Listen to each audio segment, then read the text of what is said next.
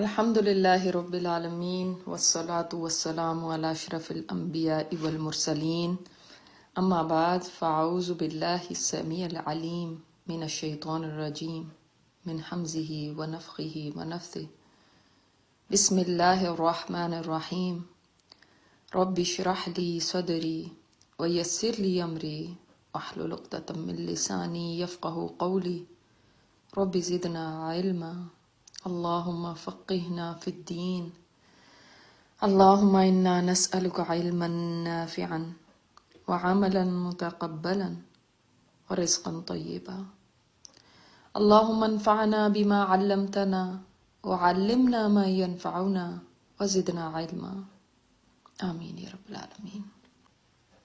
اپنے نبی سے اگر ہم محبت کرتے ہیں تو نبی والا غم ہمارے اندر کیوں نہیں؟ اس کا ٹریس بھی نظر نہیں آتا۔ بہت حد ہوگی تو ہمیں اپنے بچوں کی فکر ہو جاتی، باقی انسانیت جہاں مرضی جائے ہمیں کیا۔ بہت زیادہ کریں گے تو اپنے خاندان تک پہنچ جائیں گے، اس سے آگے نہیں کہ ہر ایک کا غم ہمیں لگے، ہائی یہ بھی کیوں ایسے کر رہا ہے، ہائی یہ بھی کیوں، یہ بھی بچ جائے، یہ بھی بچ جائے، یہ بھی بچ جائے۔ کیوں نہیں ایسا؟ کیوں نہیں ہم تڑپتے؟ کیوں نہیں ہم آؤٹ آف دا وے بھی جا کے لوگوں کو کہتے؟ کیوں نہیں ہم اس کو اپنی فکر اور پریشانی بنا لیتے؟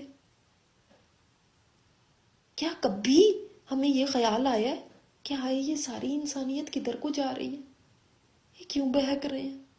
میں نے کچھ کام کرنا ہے، میرے نبی کے سامنے میں کھڑی ہوں گی قیامت کے دن، تو کیا وہ میرے سے پوچھیں گے نہیں کہ میں نے تو اپنی ساری زندگی لگا دی، لوگوں کے تانے بھی سنے لیکن اس کام کو نہیں چھوڑا، لوگوں کی مخالفت برداشت کی، لوگوں کی دشمنیاں سہی، پھر بھی میں نے ان کی خیر خواہی کی، تم نے کیا کیا؟ تو اس کو اپنا غم بنانا ہے اور اس میں جلد بازی نہیں کرنی۔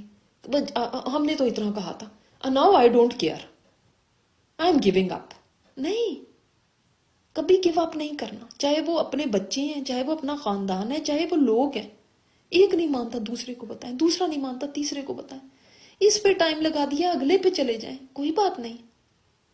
یہ ڈس اپوائنٹ نہ ہو، کبھی آپ صلی اللہ علیہ وسلم مایوس ہوئے کہ چھوڑ دو بس اب رہنے دو، بہت کہہ دیا ان کو، چھوڑو اب لوگوں تمہیں بھی ضرورت نہیں کہنے کی، بڑی باتیں سن لی ان سے؟ نہیں، ہو سکتا ہے یہ ایک نہیں مان رہا نا، کوئی اور ہو پیاسا جو آپ کی پکار سن کے اس طرف آ جائے۔ ہو سکتا ہے کوئی اور اسی انتظار میں ہو کہ کوئی مجھے بتا دے، اس کو تلاش کر لیں۔ اور یہ بھی نہیں کرنا کہ میسج کوئی بدل دیں تاکہ لوگ جو ہے نا بس مان جائیں، اور جب آپ غیر مسلموں کو میسج پہنچائیں تو میسج کو نہیں بدلنا، میسج ویسا ہی رہے گا۔ اور یہ بھی نہیں کرنا، دوسری ایکسٹریم پہ بھی نہیں چلے جانا کہ ڈنڈا ہی پکڑ لیں، میں نے منوا کے ہی رہنا، بس اب میں تو یہ کروں گی وہ کروں گی، بس نہیں، چینج آنی چاہیے ورنہ فائدہ کیا؟ اب اس طرح سے یہ نہیں مانتے تو سختی کرنے کی ضرورت ہوگی، نہیں یہ بھی نہیں کرنا۔ اس میں آپ صلی اللہ علیہ وسلم کے طریقے کو سامنے رکھنا۔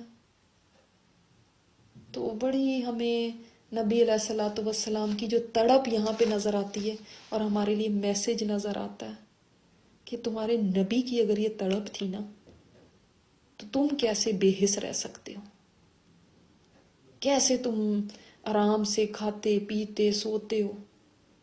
تمہارے نبی تو ہلکان ہوئے جا رہے تھے ان کے پیچھے، وہ غم میں گھلے جا رہے تھے ان کے پیچھے، انہوں نے تو روگ لگا لیا تھا انسانیت کا، اور تمہیں سوچ بھی نہیں آتی، تمہیں خیال تک نہیں آتا۔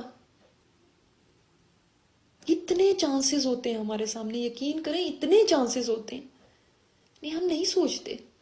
کیوں نہیں جب بھی ہمارے سامنے کوئی آتا تو ہم کہتے، ہمیں ایک دم وہ کیوں نہیں ہوتا ہم اس کو بھی پہنچا دیں، اس کو بھی بتا دوں، یہ نیا بندہ ملا اس کو بھی بتا دوں، جو پہلے سے جاننے والے ان کو بھی دوبارہ کہہ دوں۔ نہیں ہمیں بے عزتی لگتی ہے نا، وہ کہے گا کہ اس کا تو بس روز کا یہی کام ہے، وہ کہے گا یہ تو ایسے ہی ہے، وہ مجھے ایکسٹریمسٹ سمجھے گا، وہ مجھے ایسے کہہ دے گا۔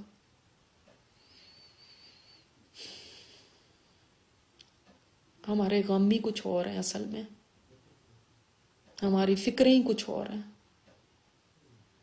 ہمیں یہ غم لگے ہی نہیں ہے، اس لیے ہم ایسی باتیں کرتے ہیں۔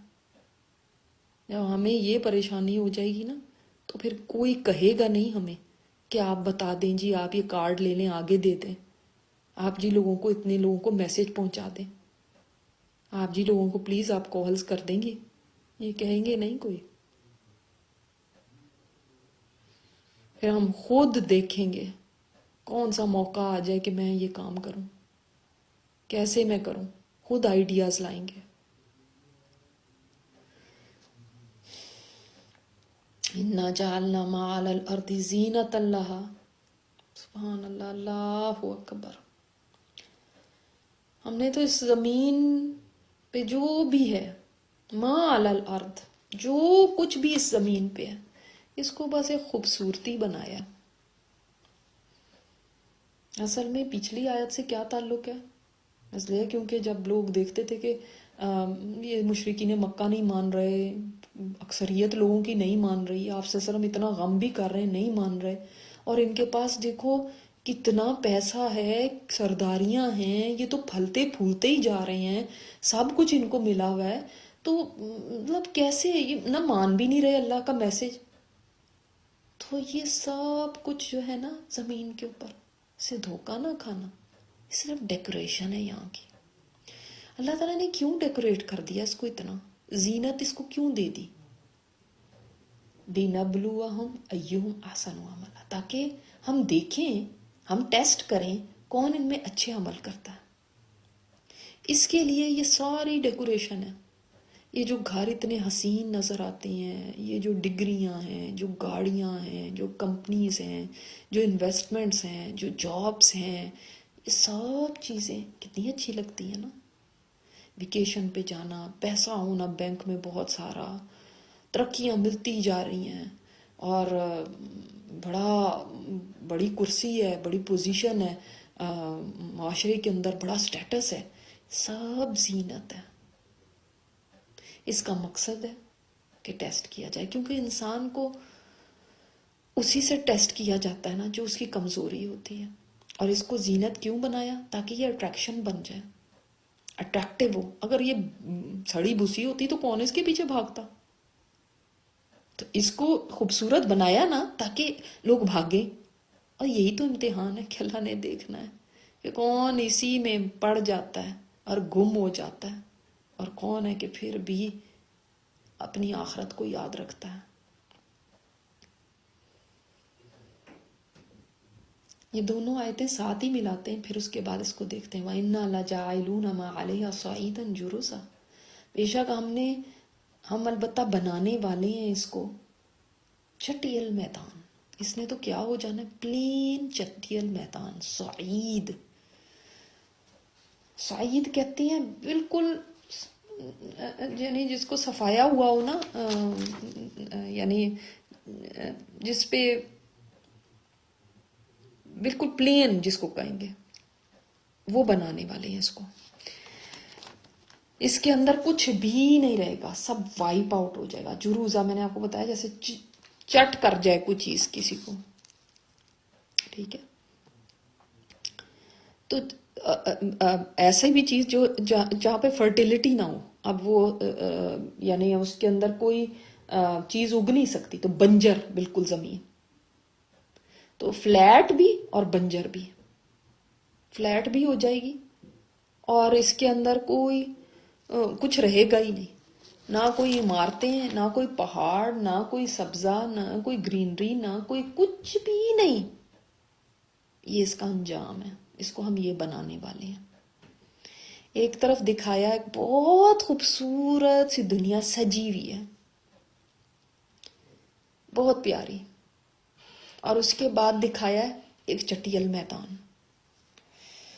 اس کو ایسے ایک مثال سے سمجھیں، اور میں نے دیکھا بھی ایسا، شادی ہال ہوتا ہے نا، شادی ہال کے اندر آپ ڈیکوریٹر بلاتے ہیں، وہ اتنی خوبصورت سٹیج سے جاتے ہیں، اتنا پیارا، وہ ہر ٹیبل کے اوپر بھی کیا سینٹر پیسز رکھے ہوئے ہیں، کرسیوں کے اوپر ان کے غلاف چڑھے ہوئے ہیں، بڑی خوبصورتی، اتنا سجا ہوا ہال. اچھا، وہ 2-4 گھنٹے کی شادی ہوتی ہے، اتنا دل لگ رہا ہوتا ہے وہاں پہ، اتنا مزہ آ رہا ہوتا ہے. اور اس کے بعد کیا ہوتا ہے؟ شادی ختم ہوئی, وہ سارا اکھیڑ دیتے ہیں, وہ پھول اتار دیے, اسٹیج ختم ہو گیا, وہ اسٹیج سے کپڑا بھی اتار دیا, وہ نیچے اس کے پھٹے نظر آ رہے ہیں, اتنا برا سا لگ رہا ہے. میزوں کے اوپر سے ان کے کورز اتار دیا, چیئرز کے اوپر سے کورز اتار دیے, پھول سارے اتار دیے, ڈیکوریشن ساری ختم کر دی. اب انسان کہتا ہے یہ وہی ہال ہے, میزیں بھی اٹھا دی, کرسیاں بھی اٹھا دی, ان کو اسٹیک کر کے سائڈ پر, یہ وہی جگہ ہے جہاں پہ ابھی اتنی شادی تھی, اتنا خوبصورت تھا, اتنی گہما گہمی تھی, اتنی اٹریکشن تھی. سب ڈس اپیئر ہو جاتا ہے, سب ختم ہو جاتا ہے. کبھی آپ نے دیکھا ہے ایسے؟ ضرور دیکھا ہوگا. یہ دنیا بھی, آپ صلی اللہ علیہ وسلم نے فرمایا, یہ دنیا سرسبز ہے, خوبصورت ہے, میٹھی ہے, لیکن اللہ تعالیٰ نے اس کو تمہاری آزمائش کے لیے بنایا. اس میں بیوٹی ہے, نو ڈاؤٹ, اس میں بیوٹی ہے. ایسا نہیں کہا گیا کہ بھائی اس کی طرف تو دیکھو ہی نہ, اس میں تو کوئی بیوٹی ہی نہیں ہے. نہیں ہے, اس میں بیوٹی, اور جو حلال ہے آپ استعمال کر سکتے ہیں, مگر اس سے اٹیچ نہ ہو. اس بیوٹی کو دکھایا, اتنا ہی اس میں دل لگانا جتنی دیر اس نے رہنا. یہ دیکھو اس کی دوسری پکچر, جیسے وہ چند گھنٹے کے بعد وہی ہال پہچانا نہیں جاتا کہ یہ وہی ہے, اسی طرح یہ دنیا پہچانی بھی نہیں جائے گی, وہی دنیا اتنی فلیٹ ہوگی. تو جو کچھ میرے پاس ہے نا, اس کی طرف دیکھیں. جو بھی مجھے پسند ہے, جو بھی مجھے محبوب ہے, یہ سب صعیداً جرزا ہو جانا ہے, یہ سب ختم ہو جانا ہے. اس کے اندر اللہ تعالیٰ نے پھر مجھے کیوں ڈالا, یہ سب کیوں ایسا بنایا؟ اس لیے کہ اللہ تعالیٰ ٹیسٹ کر لے کہ پھر بھی کون احسن عمل کرتا ہے. احسن عمل کون سا ہوتا ہے؟ بیسٹ عمل, جس میں اخلاص بھی ہے اور جس میں سنت کے مطابق بھی ہو. سورہ ملک میں بھی تو ایوری نائٹ ہمیں یہ میسج دیا جاتا ہے, ایوری نائٹ, یبلوکم ایکم احسن عملا. وہاں پہ بھی یہی بات ہے. اللہ تعالیٰ نے زندگی اور موت کو بنایا ہی اس لیے کہ وہ دیکھے کہ تم میں کون آسان عمل کرتا ہے. اللہ تعالیٰ نے کاؤنٹنگ نہیں کرنی ہمارے اعمال کی کہ کس نے 200 رکعتیں پڑھی, کس نے 400 پڑھی, کس نے 1000 پڑھی, کس نے لاکھ روپیہ اللہ کے راستے میں دیا, کس نے 2 روپے دیے. یہ نہیں دیکھنا. اس نے یہ دیکھنا ہے کہ اخلاص کتنا تھا, اللہ کے لیے کتنا کیا. وہ 2 رکعت بھی پڑھنے والا اخلاص کے ساتھ پڑھ رہا ہے تو وہ کسی دوسرے کی 200 رکعتوں سے بھی زیادہ بہتر ہو سکتا ہے. وہ 2 روپے دینے والا بھی 2 لاکھ دینے والے سے بہتر ہو سکتا ہے, اگر اخلاص ہے. اخلاص یہ ہوتا ہے کہ انسان کسی کو نہیں خاطر میں لاتا, صرف اللہ کی خاطر کرتا ہے. کسی کے لیے بھی نہیں ہے یہ میرا عمل, صرف اللہ تیرے لیے. اللہ فرسٹ زندگی میں کر لیں, یہ اخلاص ہو جائے گا. اور آپ صلی اللہ علیہ وسلم کے طریقے کے مطابق کر لیں, یہ عمل آسن بن جائے گا. ان دونوں میں سے ایک بھی شرط پوری نہ ہوئی تو عمل ضائع ہے, چاہے کتنے دفعہ کیا ہو آپ نے, 100 دفعہ وہ چیز پڑھی ہو, 1000 دفعہ پڑھی ہو, 1000 دفعہ کیا ہو زندگی میں. آپ صلی اللہ علیہ وسلم کی بعثت کا مقصد بھی یہی تھا کہ آپ ہمیں کر کے دکھائیں عمل. تو یہ ہمارے لیے ٹیسٹ ہے. اللہ تعالیٰ نے دیکھنا ہے کون اخلاص سے عمل کرتا ہے اور میرے رسول کے طریقے کے مطابق کرتا ہے. آپ ذکر کیسے کرتے ہیں, آپ نماز کیسے پڑھتے ہیں, آپ دعا کیسے کرتے ہیں, آپ قرآن کیسے پڑھتے ہیں, آپ حج کیسے کرتے ہیں, آپ ہر عبادت کیسے کر رہے ہیں. یہ رسول کے طریقے کے مطابق ہوئی تو وہ آسان عمل بن جائے گا, نہیں ہوئی تو ریجیکٹڈ ہو جائے گا. تو یہ اللہ تعالیٰ نے اس دنیا میں ہمیں بھیجا اور اس دنیا میں رکھ کے, اس دنیا کو زینت دے کے ہمیں آزما لیا. زینت تو اور بھی چیزوں میں دی گئی ہے, چوپایوں کو بھی زینت والا بنایا. پہلے آیا تھا مال اور بیٹوں کو بھی زینت الحیات دنیا کہا. یہ زینتیں ہیں, لیکن یاد رکھیے ساری زینتیں چٹیل میدان ہو جانی ہیں. اور پھر بھی ہم ان زینتوں کے پیچھے کتنا اپنا وقت, کتنی اپنی انرجی, سب کچھ لگاتے ہیں, اور اینڈ آف دا ڈے اس نے کیا بن جانا ہے. پھر بھی کتنی محنت اس کے لیے لگ رہی ہے. کتنا کچھ ہم اپنا گنوا رہے ہیں اس کے پیچھے. آپ دیکھیں، ایک گھر یہاں کا ہے اور ایک ہے آخرت کا گھر. انسان کا حال یہ ہے کہ اس گھر کو سجانے، سنوارنے، بنانے میں اتنا اپنا قیمتی وقت لگاتا ہے، اپنا پیسہ لگاتا ہے. جب یہ خوبصورت سا گھر بن جاتا ہے نا، یہ اپ گریڈز کر لیے، یہ لینڈسکیپنگ کر لی، bath room latest, kitchen latest, furniture اس میں سب سے خوبصورت، بس سب چیزیں ایسی اپ ٹو ڈیٹ کر لیں. اب جب اس کو انجوائے کرنے کا وقت آتا ہے تو کچھ لوگ آ جاتے ہیں. وہ کہتے ہیں جی اب آپ اس گھر میں نہیں رہ سکتے، اب آپ کو موو ہونا ہے. وہ کہتا ہے کہاں جانا ہے اب میں نے؟ کہتے ہیں دوسرے گھر میں جانا ہے اب آپ نے. وہ کہتا ہے ابھی میں نے تو انجوائے بھی نہیں کیا، یہ گھر ابھی تو بنایا تھا، اب تم کہہ رہے دوسرے گھر میں جانا ہے، وہاں کے لیے تو میں نے کچھ تیاری نہیں کیا، وہ تو گھر میں نے سجایا سنوارا ہی نہیں ہے، وہ تو میں نے کنسٹرکٹ ہی نہیں کیا، میں نے تو یہاں کے لیے کیا ہے، یہ میرا گھر ہے. وہ کہتے ہیں نہیں، اب تو تم یہاں پہ رہ ہی نہیں سکتے، تمہیں اتنا ٹائم ملا تھا تم اس کے لیے تیار کر لیتے، دوسرا اپنا گھر بنا لیتے، تم نے نہیں بنایا. یہی ہم کرتے ہیں اپنی آخرت کے ساتھ. ہم اپنے یہاں کے گھر کو اس قدر سنجاتے، سنوارتے، اس کے اوپر اتنا پیسہ لگاتے ہیں، مشقت لگاتے ہیں، وقت لگاتے ہیں، توجہ دیتے ہیں، حتیٰ کہ ملک الموت آ جاتا ہے. وہ کہتا ہے چلو اب. ہمیں پریشانی ہو جاتی ہے کہ میں نے تو گھر یہاں بنایا، وہاں کے گھر کو یا تو بنایا ہی نہیں ہوتا، یہاں اتنا نہیں بنایا جتنا یہاں پہ بنایا.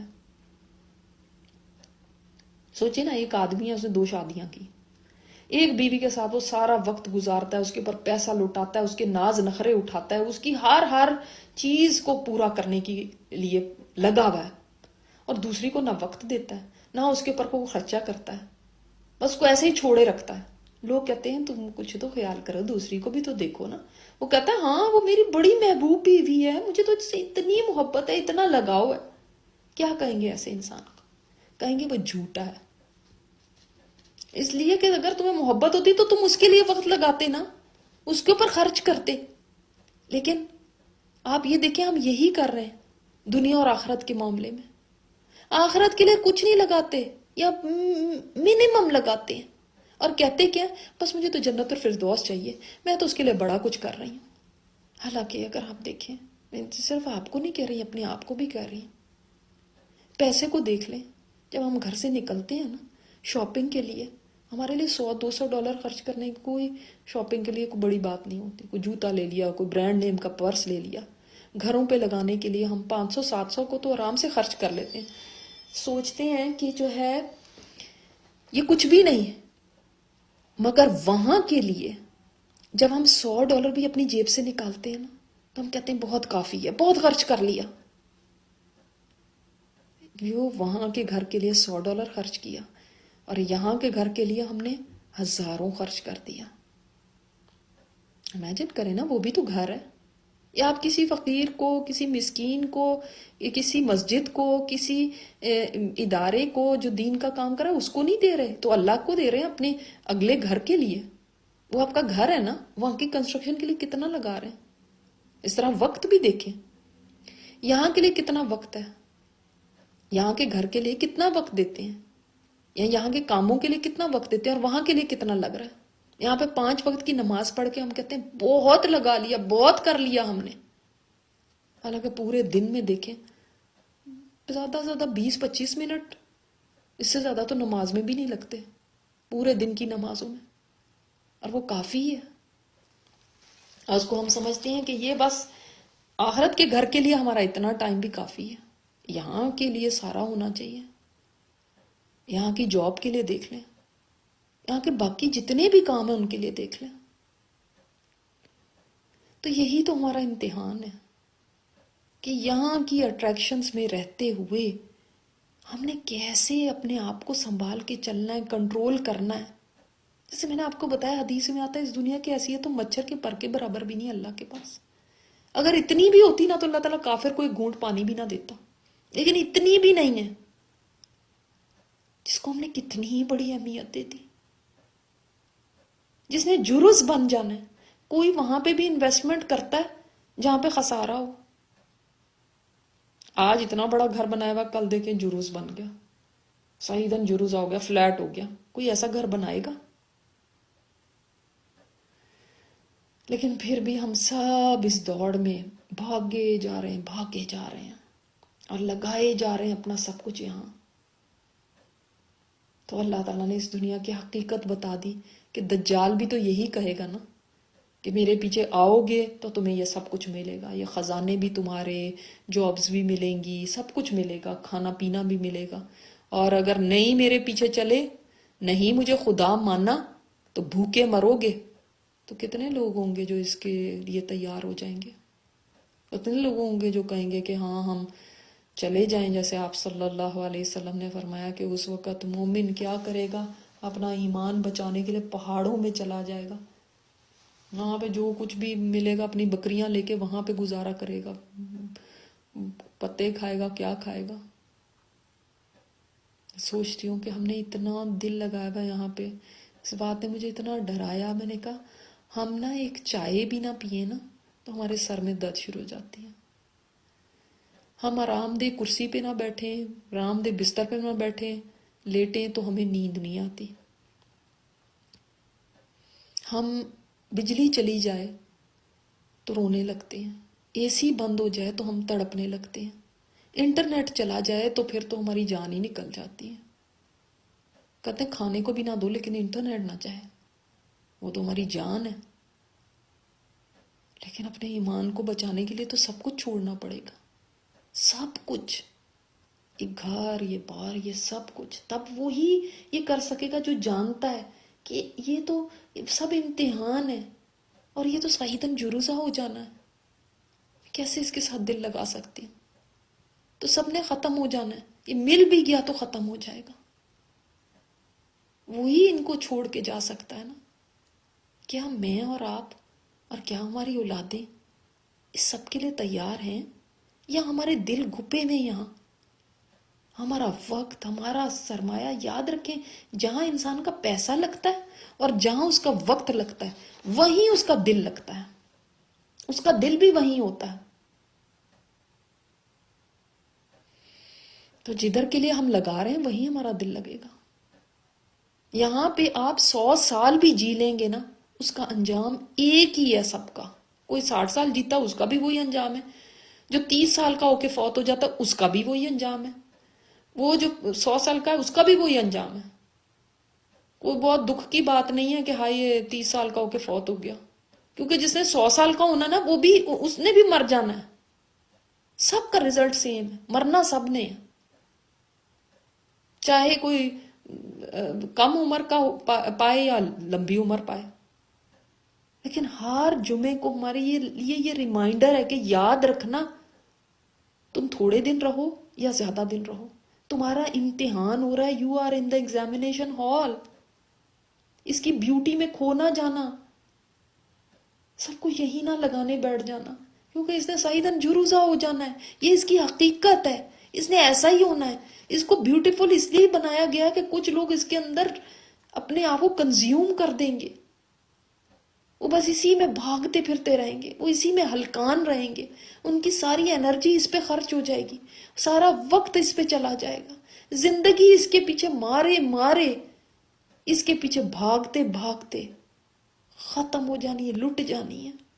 اور لٹے ہوئے پھر جب اللہ کے پاس پہنچو گے تو کیا دکھاؤ گے؟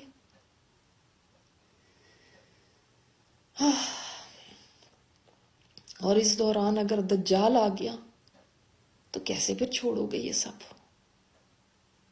کیا کرو گے؟ تمہارا تو ذرے برابر وقت بھی، ذرا برابر تمہیں سانس بھی نہیں آتی ان چیزوں کے بغیر جن کو اللہ نے سب کو زینت بنایا ہوا. کتنے لوگ ہیں جو اٹھ کے کہیں گے کہ ہم اپنا گھر بار چھوڑ کے جا رہے ہیں، ہمیں نہیں پرواہ ان چیزوں کی.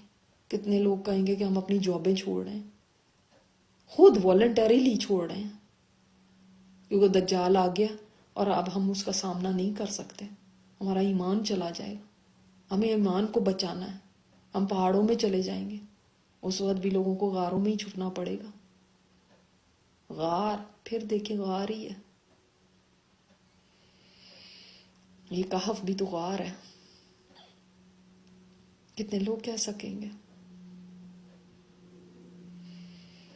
یہ جو اللہ تعالیٰ نے ہمارے ایمانوں کے پردے رکھے ہوئے نا، یہ پردے ہی رہیں تو اچھا ہے. وہ کسی قابل نہیں ہے، ہم یقین جانے کسی قابل نہیں ہے.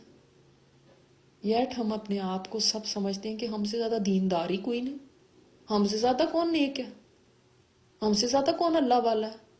ہم تو جی قرآن بھی پڑھتے ہیں، ہم تو جی نمازیں بھی پڑھتے ہیں. ہاں، پردے پڑے ہوئے ہیں اس لیے ابھی اللہ تعالیٰ نے ایکسپوز نہیں کیا، ورنہ ہمارے اندر کچھ بھی نہیں ہے. ہم جانتے ہیں، اچھی طرح جانتے ہیں.